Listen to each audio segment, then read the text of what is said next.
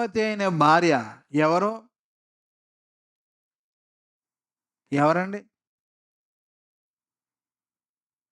గుణవతి అయిన భార్య ఎవరు? సంఘము. స్త్రీ అంటే సంఘము. ఎవరైనా సంఘం. స్త్రీ సంఘానికి గుర్తు. 27 వచనం చదవండి. ఆమె తన ఇంటి వారి నడతలను బాగుగా కనిపెట్టును, పని చేయకుండా. నీకు అర్థమైందా?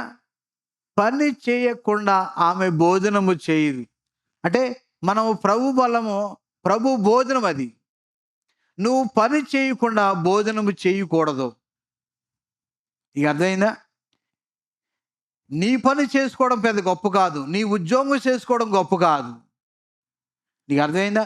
దేవుని పని, దేవుని పని. నీకు అర్థమైందా?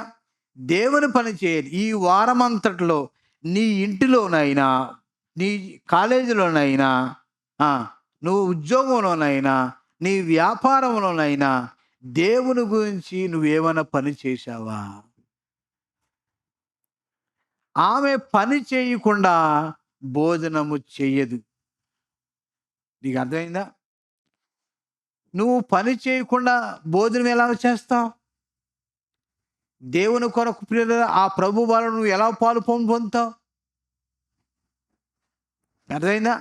ప్రతి ఒక్కరూ ఆలోచన చేసుకోవాలి. అందుకే చెప్తున్నాను, ప్రతిరోజు కూడా ప్రభువా నేను బయటికి వెళ్తున్నాను, నన్ను నీ కొరకు వాడుకోండి, నీ కొరకు వాడుకోండి ప్రభువా. నేను ఇంట్లో ఉన్నాను, నన్ను వాడుకోండి.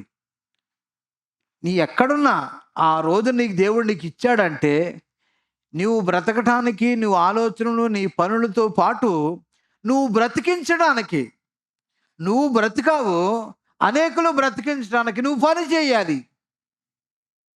నువ్వు పని చేయాలి.